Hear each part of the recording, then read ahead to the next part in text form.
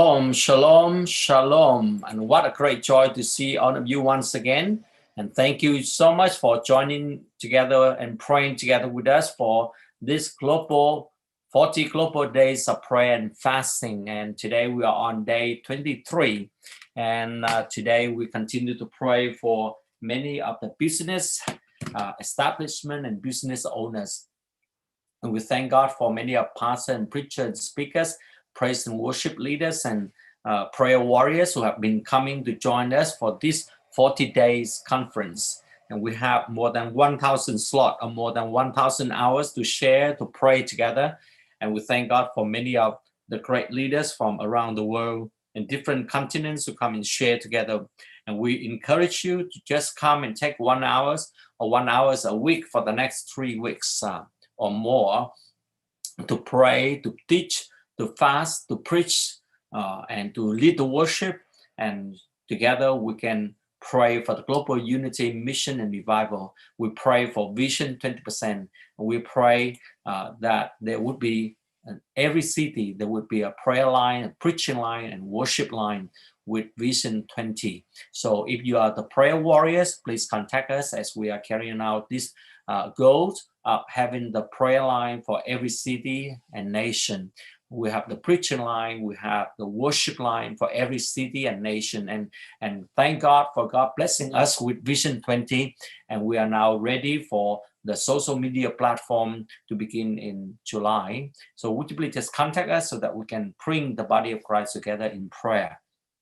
And today, as we are praying for business establishment and business owners, let us pray for their wisdom, strength to owners of companies, factory, and shop during the tough time. Pray for God's protection over staffs and workers in the public services, markets, and supermarkets during the pandemic. Pray for business owners and business people who know God, love God, serve God, and help their staff, workers, and people in need. Proverbs chapter 16 verse 3 said, commit to the Lord whatever you do, and he will establish your plan. So we pray that the business owner and people of the world will commit to the Lord whatever they do. And God is going to establish their plans, and pray that they will delight in the Lord, so that God is going to grant every desire of their heart. And let us not become weary in doing good, for at the proper time we will reap a harvest if we do not give up. That's written in Galatians chapter 6 verse 9. Continue to commit ourselves to the Lord, continue to delight in the Lord, and we are going to continue to do the good for the people. Even though sometimes that we thought we don't have much, but just like the widow who have 2 coins, let us become the people who just incredibly generous in giving. And that God said that God is going to bless the cheerful giver, and God loved the cheerful giver. And today we continue with praying for the business and business owner around the world. Let's also begin to learn from wonderful teaching about the biblical entrepreneur. And we are going to hear from one of the very powerful motivational speaker, Josh Tolley. He's the chairman, the author, the host, the advisor, the speakers. He's the national syndicated talk show host, the top 100 business trainer, the leading behavioral strategist, and the media figures. And as a global voice of entrepreneurship, he has made an impact on millions of people. And his show alone, the Josh Tolley Show, has more than 20 million listeners in 160 countries and in all 50 states. So that show has become one of the most popular talk shows in the world, and now covering a wide range of phenomenal topics, guests who share the secrets behind the scene and story that you won't hear anywhere else. And this is where it is more than just a talk.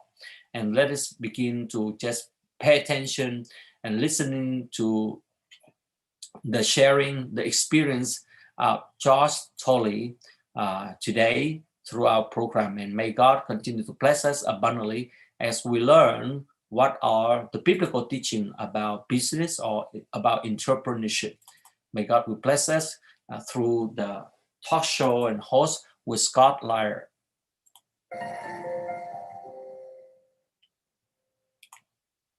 Welcome back to Shabbat Night Live. Tonight you are in for a treat because we are going to answer some questions you've had for your whole life. For example, what is the meaning of life? Where does money come from? Why does money cause divorce? What are the 4 types of people? And are all of those people destined to be entrepreneurs?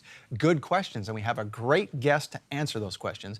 He is an author, he is a national syndicated radio host, and Annie, what else? I mean, your family's been involved in entrepreneurship, but what else has our guest done? No, he's a teacher, he's a motivational speaker, he's a mentor of mine, somebody that I greatly respect, and so we have Josh Tolley. We're so excited to have you join us Welcome. now. Pleasure. It is a pleasure. Especially during this time of year. It's the beginning of our fiscal year for a lot of business owners, but it's also the time that we budget for vacations and we start considering life, those New Year's resolutions. And maybe you want to do something different this year, do something better than you did last year, right? We should always want to be better than last year. We should. You know, then what's interesting about that, that's actually what got me started. I remember I was sitting across the table from a couple in their 30s, and they went to bed every night thinking, is this all my life is? And so many believers, year after year, is this it? Is this really all that God had for me? So yeah, I completely agree. Great time to bring up this topic. So what is money? Where did money come from? Well, it's interesting, you know, money is something that we have a lot of opinions on. It's one of those 3 things that you're not supposed to talk about: politics, religion, and money. And money is one of those, and because we have such a daily need and use of it, a lot of us form opinions that are kind of contrary to what it's really supposed to be. So if we look at the history of money, it was just supposed to be a medium that represented something else. So let's say, Scott, you made pottery, and you made furniture, and I had farm eggs. Well, if we were going to engage in commerce, I would have to bring all of my eggs to see you every time in hopes that you wanted them, and then that would get labor intensive. And you'd have to bring your furniture every time we traveled, so you need a truck to bring it all with you. So people realized quite quickly, this isn't the way to do it. So they used money, which at the time was either rice, grain, seashells. We've used sticks in the past. But we use this medium that represents something else. And that was the way it was for a very long time. And all money really is it's a medium of exchange between people engaged in commerce. Now, in the past 100 years or so, we've had a third-party element valuing it for us, which some people think is bad, some people think is okay. But either way, we get the value from another entity, but we still engage in it. All it is a representation of something larger. Money in and of itself really is nothing, which is why God talks about it so much, because he wants us to have a proper understanding that it isn't something in and of itself. It is just a tool that represents something else. Well, that leads to another good question. As Christians, should we care about money? Should we even have money? What is our relationship supposed to be like with money? Well, it's interesting. You know, a lot of Christians love to say money doesn't matter, but it does to God. God talks more about money than he does salvation. He talks more about how to spend it than he does heaven. So if it was important to God, important enough to put in Holy Scripture, then we at least have to get to this point where we say it's supposed to matter. I think where we've gone wrong is in Christendom. We've gotten either prosperity gospel, which is some sort of weird, you know, buy my magic handkerchief, become a millionaire, or some poverty gospel where money doesn't matter at all, but don't forget to tithe on your way out the door. So we've gotten these 2 crazy extremes, and gone is what God actually wanted us to see in it. And it was a tool, a medium of exchange that allows his people to further themselves. And he's never hated it, contrary to what Christianity has kind of adopted. He's never hated money. I mean, think about it. As soon as Adam and Eve left the garden, he gave them a way to provide for themselves, a provision, which means there had to be a way for exchange. And he even knew that, which is why we see Cain and Abel giving sacrifices. You sacrificed something that was important, in this case, a blood offering or something, or a first fruits. Well, that was money. They used grain and sheep as a way to exchange. So even that first sacrifice, even though a lot of Christians don't want to admit it, that has an element of being money in it just from the very beginning. And then we see the Hebrew slaves leave Egypt, and does God say, oh, just leave all your stuff behind? No. He says, not only are you going to take your stuff, you're going to take all theirs too. So if money's not important, then why does God continually use it from Genesis to Revelation? Do you think it's a misunderstanding of where people say, well, money is the root of all evil, and that's not even the right quote? No. Is that where we get, I mean... Oh my gosh. I am so glad you brought that up, because what this reveals to us is a lot of Christians, unfortunately, and even more unfortunate, a lot of Christian pastors wouldn't be able to pass a third grade English class. And I don't say that mockingly. I remember in third grade English that the teacher would give you a sentence and a red pencil and say, circle the action word. Well, most Christians would circle the word money. Well, the action word in that sentence is love, the love of money. So we have to take a look and say, well, what is love, right? Like that 80s song, what is love? but in reality, when we look at love, love is something like, let's say you love your spouse to be. You spend as much time with them as possible. You think about them all the time when you're not with them. When they're mad at you, it ruins your day, right? Yeah. Well, now let's replace spouse or loved one or fiance with money. How do you love money? You spend all of your time making it. You think about it all the time. When it's not happy with you, i.e. debt, it ruins your day. So a lot of us love money in our poverty. And we love to pass it off and say, well, I don't love money. I don't have a lot. Irrelevant. He didn't say those who have a lot is the root of all evil. He says the love of money is the root of all evil. And it comes as a shocker to many believers that we are loving money in our poverty. We just had church people. Preaching. No, but really, money is a subject that many people are scared about. Oh, yeah. Especially as believers, and we don't want to be judged by one another, and it's almost like, well, a taboo subject, like you said, like Sure. politics. So my question is, where did the biblical or let me ask this: what is our current economy? Okay. And then what was it supposed to be? What is the biblical economy? That is such a great question, because it's actually more than one answer. See, a lot of people don't even understand what the economy is. We turn on the nightly news and they say the economy is good, or they say the economy is bad. But I actually taught a class. Everybody in the room had an MBA, all MBA graduates. And I asked them what the economy was, and none of them had an answer. And I thought, wait a second, if you're all MBAs, Masters in Business Administration, and you don't know what the economy is, then what are we even doing here? Like, how are we saying, oh, the economy's bad, I shouldn't get a house? So I started asking just general people on the street, what's the economy? Oh, well, it's the thing with the money, and sometimes it's good. Okay, can you take me to it? Can you show me this economy? And well, how do you know if it's good or bad? The guy in the news told you?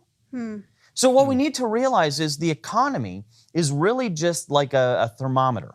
It's a test to gauge how much exchange is happening.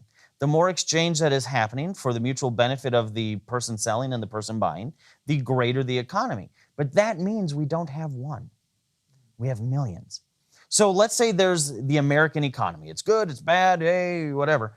But if you just got fired, your economy is terrible. If your city just got a bunch of new entrepreneurs to do startups, the city economy might be great, but statewide it might be terrible. So we need to realize that our economy really starts at home. How are we doing? And this is what I liken it to. Whenever we worry about the economy, we have to treat it like we're on an airplane. When I came out to see you guys, I got on an airplane, and they said in the case of an emergency, oxygen masks will deploy from the ceiling. Put your oxygen mask on first. So whenever we say, well, is the economy bad? The first place you have to look is inside your door. If inside your door, the economy's not bad, okay. But here's the other part of that. We're not supposed to walk in fear. That's right. So when the television tells us the economy's bad, why does everybody get afraid? And to be honest, great economic opportunity is present when the economy is bad. Because when the bad economy exists, it allows entrepreneurship to thrive. And this is what I love to explain to people. If you're an employee, then every night on the nightly news and they say the economy is bad, I'd worry a little bit. But when you're an entrepreneur, there's nothing to worry about, because entrepreneurs create the economy. Every situation, every culture, every political system, entrepreneurs always are the engine to the economy. So as an entrepreneur, when I see the economy's bad, I say, okay, time to lace up my shoes and go to work, because I get to create it. The only thing they're measuring is what I do anyway. So why are we letting the person with the thermometer tell me how the health is? Does that make sense? It definitely makes sense. That's a different perspective than what we were taught in science class, social studies, and everything else in school, which, I mean, the education system is a whole other subject in itself. It is.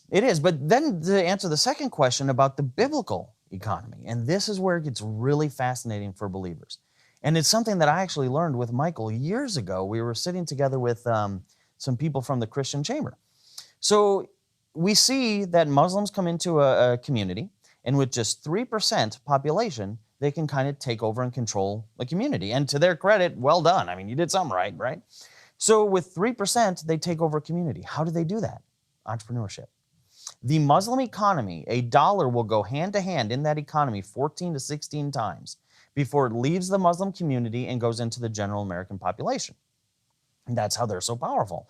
In the Jewish community, that's 10 to 12 times inside that community before it will go into the general population. In the American Christian population, it's zero. Wow, really? Zero, yep. Zero exchanges. Do we say, well, if I need grapes, is there a Christian store that sells grapes? That's a good Instead, we say, well, Walmart has a sale on grapes. And then we wonder why in Christianity, the economy, the biblical economy doesn't exist. And what we are seeing in churches across the country is actually an adverse effect. We have more Christians declaring bankruptcy than graduating college. 7,000 churches a year get foreclosed on. When it comes to divorce, that's an issue too. We'll maybe talk about that a little bit later.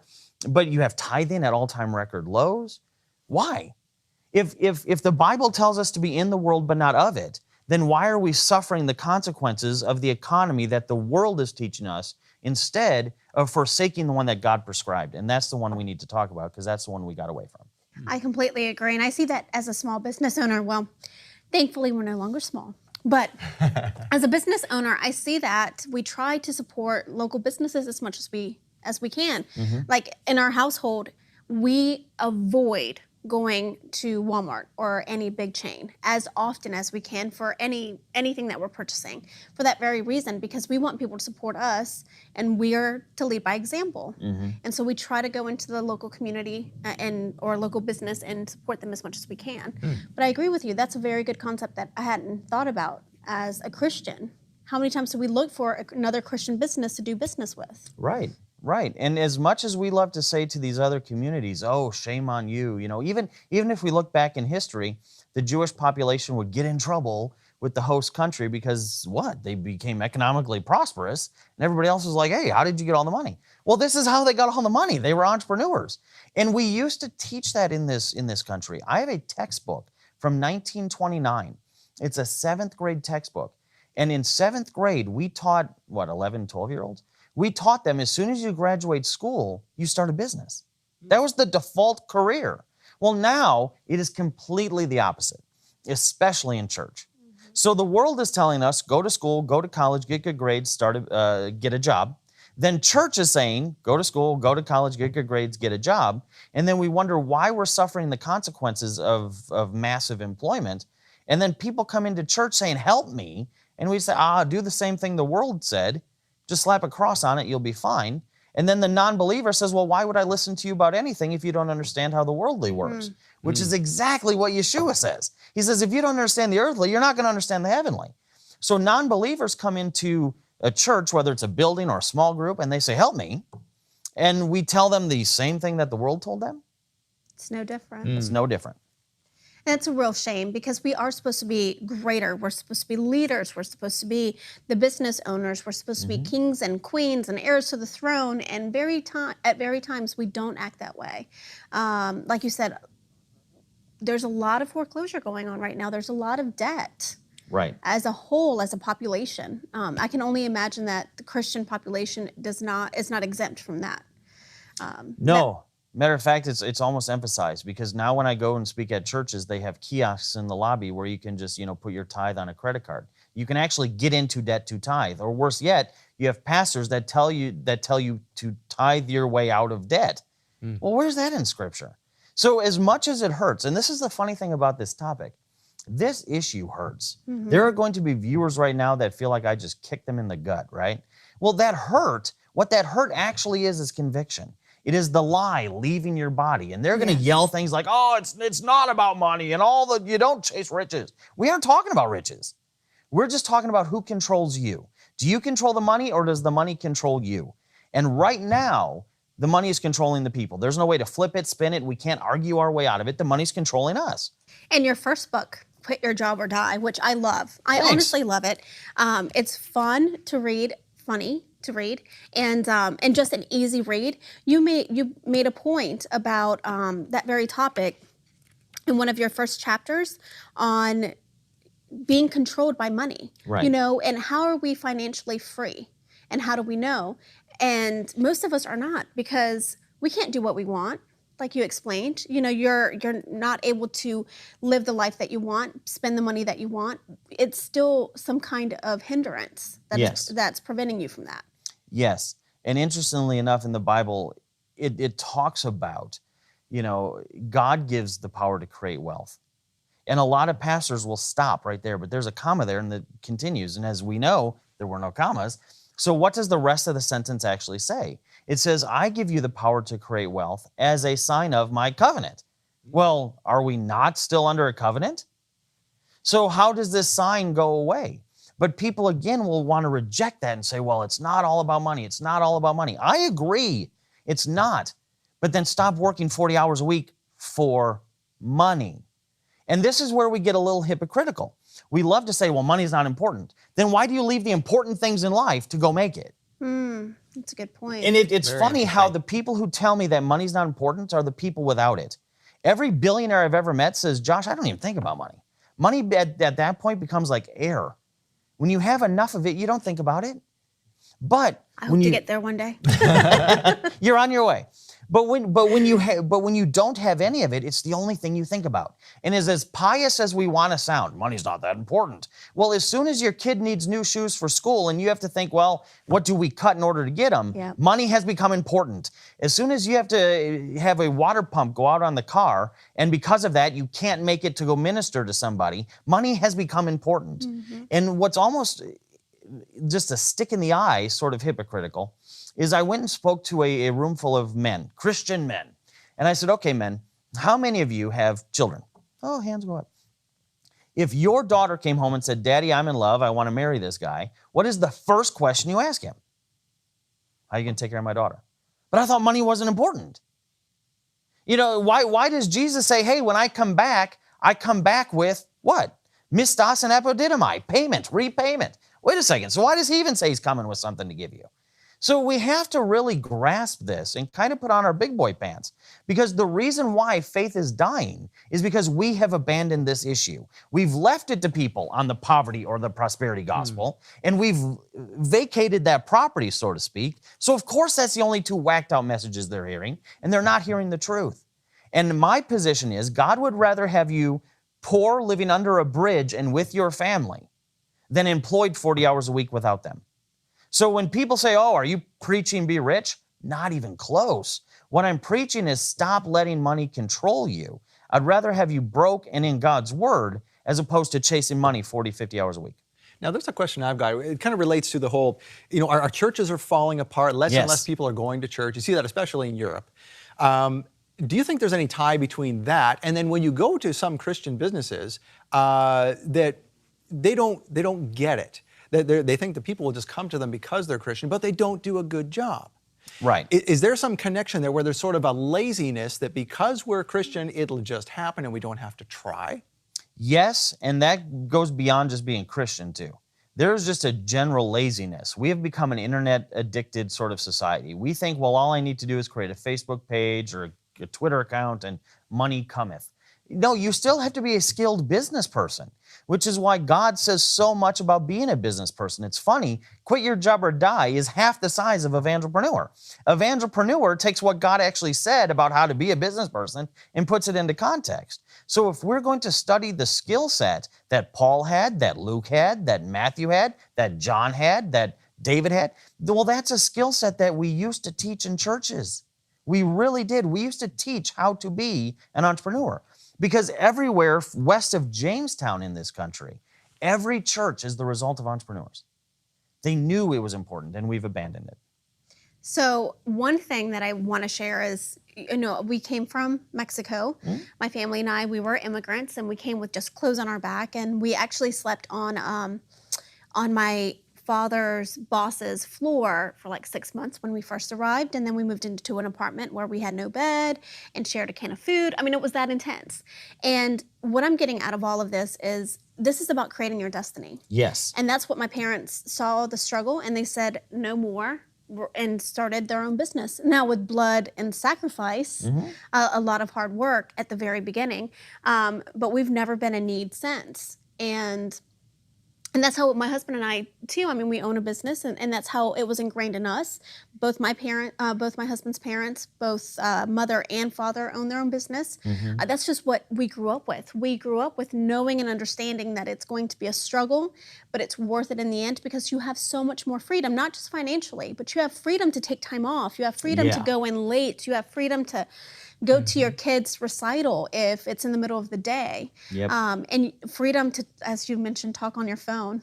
When you compared them to prisons. Oh, yes, yes, when you yes, compared yes. jobs to prisons. I mean, there's so much more freedom that comes with just being a business leader. Yeah.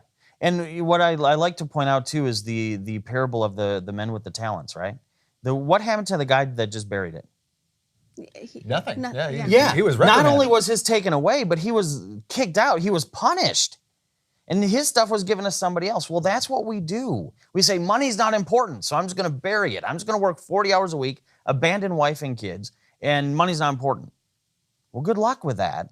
And why does Jesus continue to use parables of business owners? The laborers in the field. You know, so again and again and again, he's teaching us something that we want to ignore. And when you talk about putting in that sacrifice, you're going to have to pay for it now or later. Yes. I'd rather put in the labor now and have the reward and live the biblical lifestyle as opposed to saying, well, you know what, money's not important, so let me abandon the biblical lifestyle and work for somebody else 50, 40 hours a week. Which is half of, or more than half of the hours that you're usually awake. I mean, that's how much time you spend at work. Believe me, I know, right, Scott? Not to mention the commute on top of that. If you're having to go into some place and work, you know, you're taking even more time. Yeah, no, for a long time I drove an hour to work and an hour home. I mean, that's 2 hours a day, that's 10 hours a week. And I mean, our jobs here at A Rude Awakening, we see it very differently. We see it as a service unto Jehovah and unto the people. Sure. But nevertheless, I mean, you have to go out there and make your own destiny, create your own life. Yes, and one of the things that we have to clarify is somebody is going to say, well, I know entrepreneurs and they work even more hours than employees, only if they're doing it wrong. And that's what we have to teach. The reason why we see business owners working more hours than employees is because the entrepreneur is running his business as if he were an employee. They run it as, what do I do Monday through Friday? What service do I provide Monday through Friday? Well, then you're just a small business owner. You now become an employee of the thing you created. That's kind of like a Frankenstein scenario. And we've gotten away from working an entrepreneurship lifestyle. I tell people if you're working more than 30, maybe 35 hours a week in your business, you're doing it wrong. It's not that business doesn't work. You're not working your business correctly. Wow. That's very thought-provoking. Yes, we're going to have to get into that in this series for sure. So now, you got me really thinking about that now. 35 hours a week as an entrepreneur. Absolutely. Really Why would happen. you say, think about this. Why would you say that all of these other things are more important than money? Yet all of those other things have to fit in the spare time that you have left over? Like, is that really how God did it? Did God say, hey, Moshe, before you lead these people out of Egypt, you have to go work 40 hours a week. So just lead them like a quarter mile a day and you'll get there in 40 years. Was that the plan? Or did he say, hey, I'm putting together an economic model that's going to sustain you in the wilderness so you can work it, well, they were trading, so you can work it whenever you need to engage in commerce. But other than that, you're going to do my will and my purpose. I have a good question. So there's been a lot of opposition on this subject with Adam and Eve because Adam was cursed with tilling the ground. And that's their fighting argument, is that they were cursed to work. So is that true? I mean, is essentially work a curse? And if it is, then how is this contradicting that theology? Well, we have to look at that and say, are we still living under a curse? Well, that's an interesting theological conversation, right? But even beyond that, it's how you work. You still have to put in hours, you still have to put in time, but you work smart instead of just hard. You say, hey, if I'm going to put in effort, how do I get the most yield? Any farmer would tell you this. Yep. I mean, the Bible tells us this. You know, hey, you cast this into the rocky soil, you're not going to get much. Cast it into the healthy soil, boom, it's going to multiply, right? So we need to do the same thing with our work. Am I doing something that's just going to pay me $20 an hour? If so, then I should never expect it to produce and yield great results. And instead, I say, well, Father, I threw my seed on terrible ground. Please bless it. He's telling you, I can't bless that. You threw it where you shouldn't have thrown it. So if you threw where you should, now one seed creates an entire stalk, which creates hundreds of more seeds. And that's how we're supposed to look at work. It's not that it's a curse. And it is, but it's not that the work part is the bad part. It's how do we address the work? And again, we think because we've been programmed since we start kindergarten, you have to do something 40 to 50 hours a week. Why? Where did that come from? When did it start? Well, okay, so I'll answer that. That actually did start someplace. And how we got a lot of that was when we had the Industrial Revolution in this country. Prior to that, school was reading, writing, arithmetic, a little bit of U.S. history, and then you were out by lunch. Well, along comes the Industrial Revolution, and you have these titans of industries approaching states saying, hey, I need just like my numb little employee people. Can you create somebody who can work in our factories? They're going to need to work from about 7:45 till about 3:45 because that's when my factory works. When do we go to school? So, and they need to learn a bunch of stuff. They don't really need to think. They just need to be able to replicate answers. So we went from a 7th grade textbook that taught us to start a business to now a 7th grade textbook that's this thick, and it's nothing but repetition, repetition, repetition, regurgitate the answer. So we create little employees. And because of that, when those little employees become business owners, they run their business as if they were an employee. So it's just it's a continuation of a problem that we are creating. The Bible says that the love of money is the root of all evil. But you don't have to be rich to love or be concerned about money. Do you worry about losing your job? Are you concerned about having enough? Would you like to give more to ministries but just can't? If you're an employee, then every night on the nightly news and they say the economy is bad, I'd worry a little bit. But when you're an entrepreneur, there's nothing to worry about because entrepreneurs create the economy. In an eye-opening series on Shabbat Night Live, syndicated radio host, entrepreneur, and best-selling author Josh Tolley reveals the truth that believers are meant to be financial leaders and how to do it. So when people say, oh, are you preaching be rich? Not even close. What I'm preaching is stop letting money control you. Order Faith and Finances with Josh Tolley right now on DVD, Blu-ray, or USB. You'll get both episodes as seen on Shabbat Night Live. Order Faith and Finances now by phone or online. Loch Ness Monster. Never seen her. Work silos? They're everywhere. When you use Asana, team can coordinate work in one place. Visit AS. We have more for the teaching, and that would be very important for all of us. And thank God for all of those great speakers coming to share with us in different way. And we continue with the teaching and continue to enjoy the fellowship and the biblical entrepreneurship. He said, may those thoughts will continue to give us more opening experience and eyes-opening experience. And we continue to apply many of those principles in our life. This day and age, because we were just talking School, what kids learn in school before the break. And I know that I went to school, those hours, 8 to 3 or whatever it is, every day of my life. I went to normal school. And my kids have both been homeschooled, but they are far more entrepreneur minded than I am. And they're racing ahead. And one's got a full scholarship to a university, and the other one's a budding entrepreneur. And I look at that kind of thing and go, oh, gee, that's too scary. And what if this and what if that? And they just go ahead with it. Is it because of the schooling I got or what? Oh, absolutely. Absolutely it is. Because if you think about it, kids are naturally inclined to become entrepreneurs. You don't have to teach them how to do it. They figure it out on their own. They start trading baseball cards with their friends. Well, the baseball card becomes money. They learn how to do this all on their own because that's what God designed. God designed us to be entrepreneurs. Then we actually teach it out of them. So we teach them, oh, no. Don't be an entrepreneur. There has to be a system. There has to be, go to school, get good grades.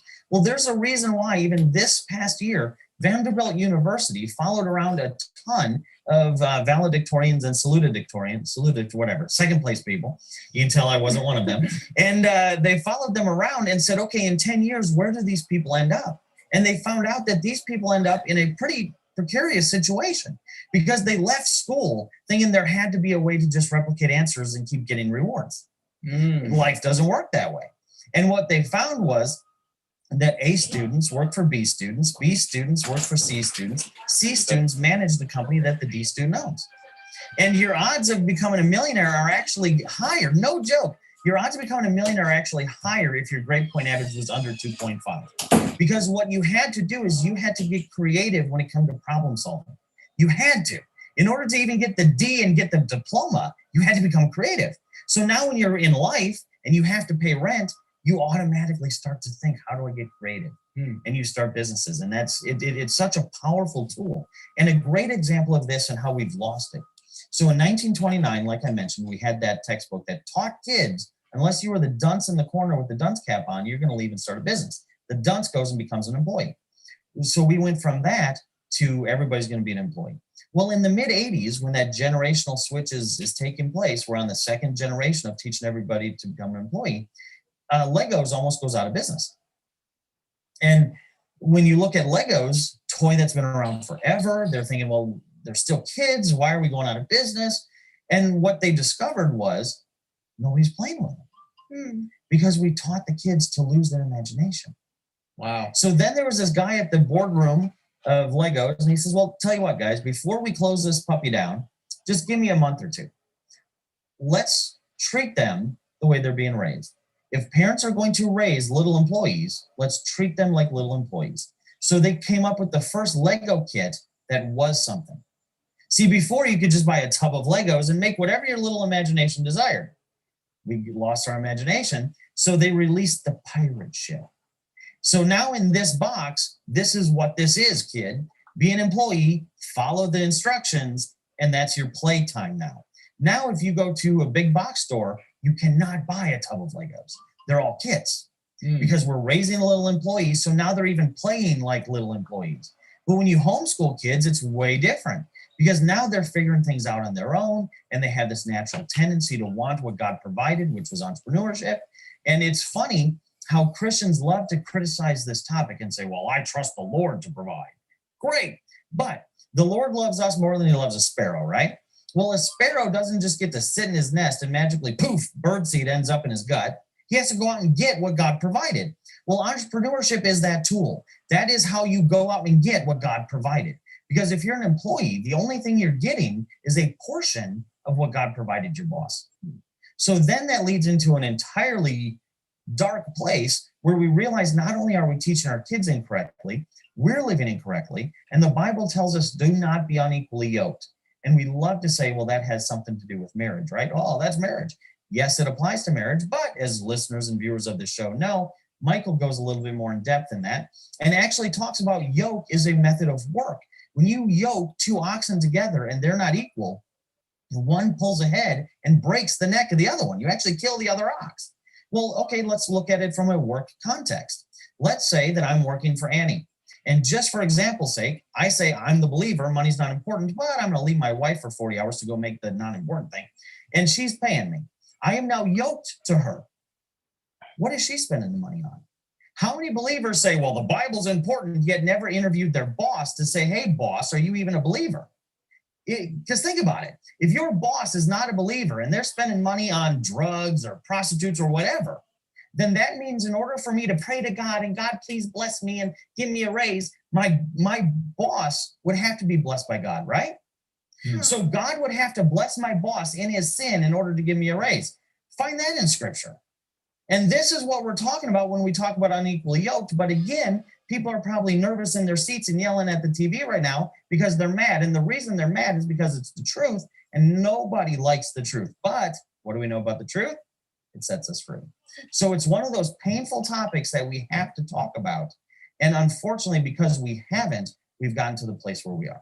No, I love this topic. You have no idea. Like I told you during the break, I have little happy emojis going on right now in my body because I just love the fact that we're addressing an issue that is ruining our lives as a whole, but as a people as well. It's crushing our dreams, our desires. Like you said, you feel fear when you're considering opening a business. Yeah. And for a lot of people, that's a common common thought. Right. But like Josh just explained, and that made me feel a whole lot better, because it's going out and getting what God has already provided. Yes. right. So it's not, what if I can't get customers? What if?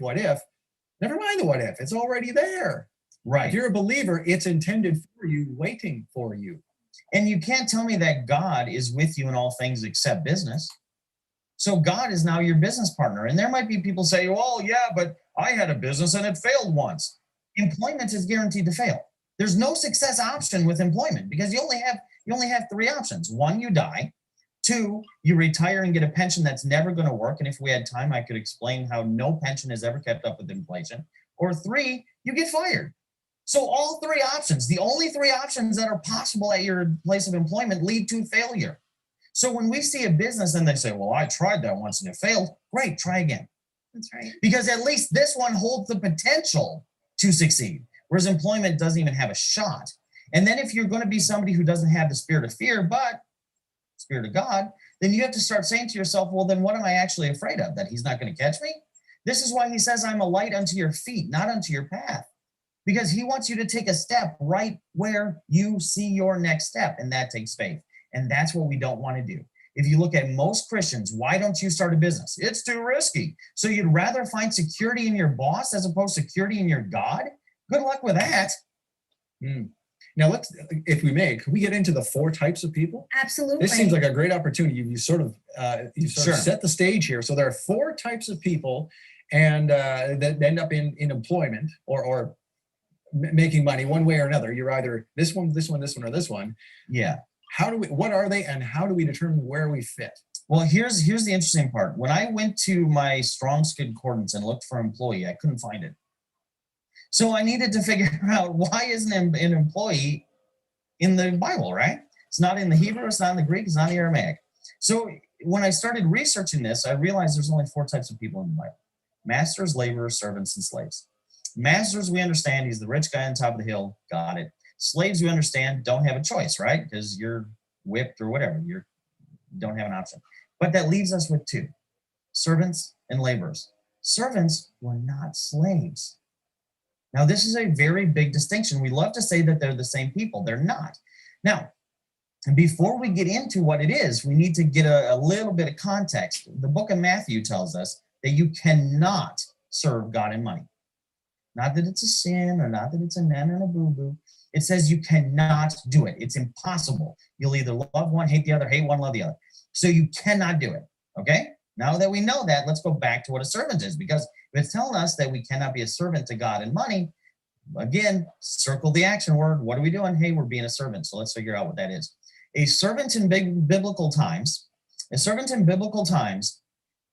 they started their shift when the master told them to. When do you have to go to work? When you want to, or when the master says? Mm-hmm. A biblical servant would work an 8 to 10 hour shift. They were not a slave. They worked an 8 to 10 hour shift. How many hours do you work? These servants didn't get to go home when the job was done. If there's time to lean, there's time to clean. There's always another project right around the corner, right? So the servant only got to go home when the master said it's time to go home. When do we get to go home from work? These servants, if he saved up enough money, he could buy his freedom. Today we call that retirement. Oh, honey, if I could just save up enough money, I can get free. If the servant loved his master enough, and Michael actually teaches us, if the servant loved his master enough, he could go to the city gate, put an awl through his ear, take his master's mark, and be his for life. Today we call that tenure and pension. See, we are being servants to money through employment. And we love to say, I'm not a servant to money. Servant to money is one of those rich people and it rules their life. No, it's not. No servant had a lot. Kind of the clue that you were the servant was that you were the guy without the lot, right? So this idea that we are serving money in our poverty, that's what you are doing in employment. You don't control you, which means you are being controlled by something else other than God, because God would rather have you with your wife and kids. Nobody can disprove that. So he would rather have you with your wife and kids. So you are being a servant to money. It doesn't mean you have a lot. And then the worst part of all, not only are we being servants to money in our poverty, but we're teaching our children to do so. What does the Bible say about those who teach the young ones the wrong way, right? What does it say? Better a millstone tied around your neck than to cause one of these to stumble. Holy cow. So in Matthew, it tells us you cannot be a servant to God or to money and God, right? Mm-hmm. And then it tells us that if we teach against what he's saying, it's better a millstone be tied around our neck. And then yet for 40 hours a week, we go do the very thing he tells us not to do. So that's a servant biblically. Now, a laborer was a little bit different. A laborer was like those dudes, the Bible doesn't use the word dude, but the laborer was those dudes who were coming to the field after those other guys were already in it, right? Jesus uses this as a parable. And Yeshua says what? They're getting paid what you're getting paid. And he uses it as a parable. You know, the guy who gets saved near the end of his life goes to heaven, just like the guy who gets saved early on. Got it. Great. But why did he use that parable? Why does he say that the workers and the laborers, why are there two different distinctions? Because one's a servant and one's an entrepreneur. As a laborer, an entrepreneur could say, hey, you need a field that needs to be plowed. I'll plow the field for X amount of money. And when the job's done, I'm out. And then you need fishing nets that need to be repaired. So tomorrow I'm expanding my skill set, fixing your fishing nets. I get to control my time. I get to control the hours I work. I get to spend time with my family. And if I want to save up and take 6 months off, I can. Whereas a servant needs to save up enough money to buy freedom. So now the goal of freedom and being led by God is way closer than if I were a servant. And this is why he says, well done to you, good and faithful servant, because we're supposed to be his servants, not money's, which means we should be using money for his purpose. And that means if we're being employed to somebody for 40 hours a week, we're actually controlled by the boss's master, and who knows who he's serving. So what is the distinction between, because a laborer sounds to me like, okay, if you own a landscaping business, you are the owner of that landscaping business and your employees are the servants. Sure. So now who is the master in that kind of scenario? Well, there's no master, there's just an employer. Okay. So now your master can be God, because now I'm only offering my services for a predetermined time, a predetermined rate, and a predetermined job. And people love to say, well, if that's the case, then who would fill the factories? Laborers. There is nothing legally stopping a factory from saying, hey, I want you to make 27 widgets. When you're done, go home. I just want 27 widgets. So we have been taught in our American mindset that, well, if roads are going to be built, if factories are going to be staffed, if stores are going to have workers, they're going to have to be employee workers. Lie. That is a lie from the devil. And it goes back to way in the beginning where he says, surely he didn't mean it. Right? Mm-hmm. Because we are being led astray. We're being taught to be servants and saying, well, surely he didn't mean that's a servant. Good luck proving otherwise, because that's exactly where we are. And you can twist scripture any way you want it, but at the end of the day, let's just be honest. You're not giving as much to ministry, not because you don't want to, because you can't. You're not giving your family the education that they deserve, not because you don't want to, but because you can't. Anybody, see, this is where we get kind of messed up with this. Anybody will say, well, money's not important. Okay, then just do a simple experiment. Go find your fellow believer who didn't watch this program. First, tell them they need to watch the program. But beyond that, ask them, if you were to get a 10% raise at work, what do you do with it? All of them will say something like, oh, buy a new TV, get new trucks for or new tires for the truck, or, whatever. Me, I. I thought money wasn't important. Then let about a week go by and say, hey, pretend you had a rich uncle who just kicked the bucket, left you a bunch of money. What do you do with it? Oh, I'd build a homeless shelter for vets. I'd get a private nurse for my mom so she doesn't have to get into a home. Well, wait a second. Now that you have more than enough, you're not greedy? See, this is how we've twisted it. We've actually convinced ourselves that if I get more than I need, then I'm greedy. What? If you get more than what you need, that's when you actually can start giving. You can't give until you have excess, which is why the parable of the woman with the 2 widows' mites is such a powerful parable. Because people have to say, well, look, she was poor and she gave. She was actually wealthier than over 90% of this country. Because what do we know biblically? If she was in debt, she'd be in debtor's jail. Mm-hmm. So she wasn't in debt. So even though she only had 2 widows' mites, 90% of this country is in debt. So that woman was actually in a stronger financial position with excess than most people watching this program.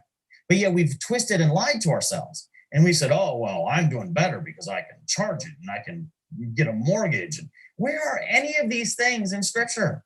The Bible tells us do not be the debtor. Yet, what do we do with our churches? Well, we need a new church. Let's go get a mortgage. What? He would rather have you poor teaching under a fig tree than have a church that's in debt. Yet we don't see that. And then we wonder why we have the problem. And instead of addressing the problem, people are going to yell at me and say, oh, well, how dare you? But they can't yell too often because they got to go to bed to make sure they're up for work in the morning. Go ahead. I was going to share, that was our goal. My husband and I's goal in 2017 was to completely get out of debt. So, and I can say that we are, which is a huge accomplishment. I mean, 100%, because we felt that way too, was you're not supposed to be the debtor, which we got ourselves in there. But I mean, we're just utterly grateful that we have that financial freedom at this point to so that we're debt free and hopefully never get back into debt. And that brings us to our next question. You know, the thought is then that, well, because we have all these twists in our thinking, that right now we think, well, entrepreneurship is for the special few that have those special skills. And if you have the right luck, maybe you'll make it. But you say entrepreneurship is for every family. Yes, every single family. I don't care if you're from Yale or jail. I don't care if you're white or black. I don't care if you're handicapped or it doesn't matter. Entrepreneurship is actually the great equalizer. I said this last time that I was on with Michael, and it's a great example. The first female millionaire in this country, not only was she a female, which is hard enough, she was a black woman in the 1800s. So you start thinking, well, how is that even possible? She was an entrepreneur. That entrepreneurship equalizes things. We had black landowners, we had black slave owners, but they were entrepreneurs. And entrepreneurship, regardless of where you're at, is always the great equalizer. And it gives you the ability to keep up with inflation. Inflation has been 10% every year since 1871. Documented it in the book. It's been a 3-time Amazon #1 bestseller. Never been discredited. It has been 10% every year on average since 1871, which means if you are an employee who gets a 4% cost of living increase, you went backwards 6%. And if you don't believe me, just look up the dollar index. Prove I'm wrong. Look it up right now. And if you looked it up today, like I did before we came out here, your dollar is worth 6% less than it was at the start of last year. So automatically you just lost 6% there, even if everything I said was wrong. So you need to get to this point where we start saying to ourselves, what are we doing? Let's say if somebody watching disagreed with everything, fine. But why are you going to work for money and abandoning the things that are supposed to be more important? You can't spin that. And that's why it's for every family. It allows you the opportunity to keep up with inflation, and it allows you the at least potential to get beyond where you are right now. And I'm not saying if you're a servant to money, you're sinning. That's between you and God if you have the option to get out. But my point is everybody has the option to get out. People tell me all the time, oh, well, there's so much regulation. How can somebody be an entrepreneur in today's America? Folks, you can be an entrepreneur in prison. If you've ever known anybody who's been to prison, you know, not yourself, wink, wink, but if you've ever known anybody else who's gone to prison, there's somebody in there that can get you a girly magazine, pack of cigarettes, cell phone, drugs, whatever, right? If that person can be an entrepreneur in an 8x8 steel box under 24-hour surveillance, don't tell me you can't be. And when we talk about things like the mark of the beast and you can't buy or sell without the mark, guess what the only thing God can use to help you around that system is? Entrepreneurship. Because it's going to be the black market at that point, but it's still a form of entrepreneurship that he's going to use in order to get you past the mark of the beast system. So how does someone choose then? You say, okay, great, you got me fired up now. What do I do? What skill? How do I choose what skill I have to turn into a business? How does someone decide that? Well, step one is you don't go to where you think you would knee-jerk go. Knee-jerk reaction is to start a business in something you know, like, or desire. So I can't own my vineyard? Because that's my next goal. Not if it's the business that you're hoping that just gets you free.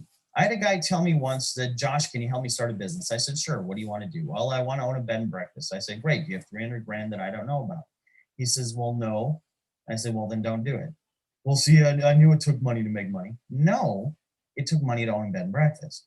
And that's where we kind of get this picture wrong. When people, when I ask them, what business do you want to start? They always tell me something that they desire, the passion, the end goal business, maybe the vineyard. But that's not where you start. You start at what can I start today with what I have that gets me out of employment. And everybody can do that. I've helped homeless people do it. I've helped 94-year-olds do it. I've helped people in wheelchairs do it. It doesn't matter. Everybody can start that sort of business because it's not limited by what just you can do. you start getting involved in real entrepreneurship. And in some cases, you don't provide the labor at all. You just provide the facility or the training or the space or the computer or something that allows the engine to run. And for that, you get a part. And sometimes you start with a part, but a little bit is better than nada, right? And that little thing can grow because now you have something that God can bless. And it's amazing how entrepreneurship has been such a blessing. And I'm not a theologian. Like somebody's gonna say, well, it was actually, this verse instead of Matthew. That's not the point. The point is, from an economic standpoint, I do know what we're talking about. And where we find ourselves is a very perilous position. And as long as Christianity goes down this path of blind employment, we are going to continue to suffer. Well, I'd like to know your opinion on where is our economy today? It's a new year, it's 2018. What can we expect? Well, let me put on my little hat and make a prediction, right? I think what we're going to see is we're going to see a rise in alternative currencies because people are realizing, hey, wait a second, the American economic system is based on a bubble. Mm-hmm. Nobody's denying that the stock market right now is a bubble. It's overvalued. Yes. Even though everybody's happy and yay, record numbers, it's still overvalued. I mean, when you have Tesla, a company that I like, but when you have Tesla that is valued higher than General Motors, who is actually selling way more cars, there's a bubble.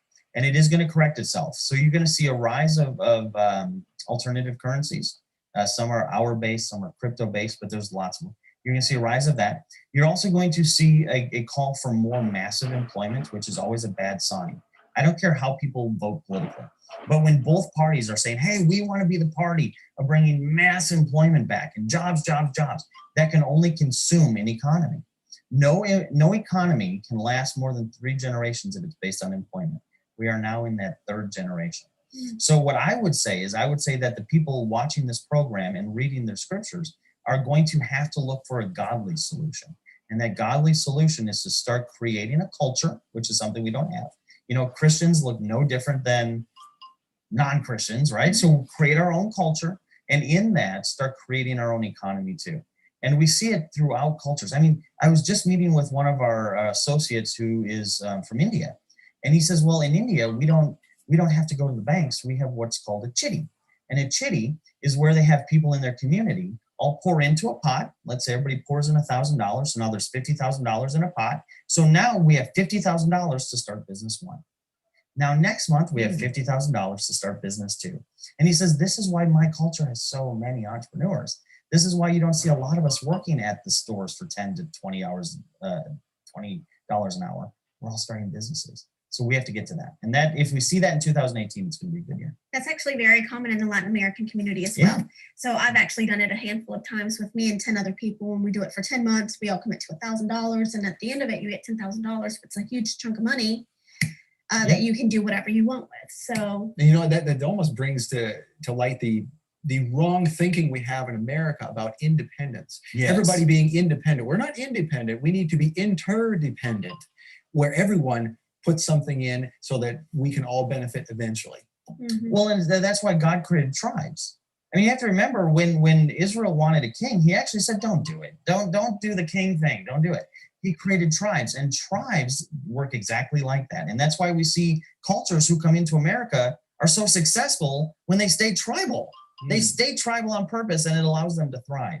And we need to get back to that. Instead of arguing about, well, I love my job. Well, stop it for a second. Even if you do, which I disagree with, but even if you do, what are you doing to promote the culture, your beliefs? I mean, for goodness sakes, you referenced the comparison I made in the book. In prison, they give you a Bible. Well, in all 50 states, you're not supposed to take a Bible to work. So tell me again how this is what you love so much. We have to get back to that cultural, tribal society and use entrepreneurship to our advantage. Thank you, Josh. Well, you know what? Time's up for this episode, but come back because we're not done here in the least. So we're going to come back, and next time we're going to talk about the meaning of life. And that is where we're going to start our next episode of Shabbat Night Live. Until then, we thank you, Josh, for being with us. And thank you, Annie, for asking all those great questions.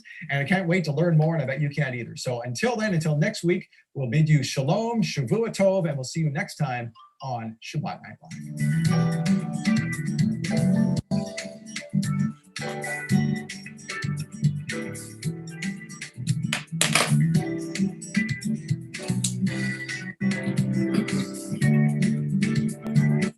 That's awesome. That's a very great teaching and so many new thoughts that we could learn today with the biblical entrepreneurship and with Josh Tolley. And he has so much experience. He's one of the best entrepreneur trainers in the world today. And we thank God that many biblical principles that we can learn, we could apply it into our day. And may God bless you us all as we are moving to our next session right now. In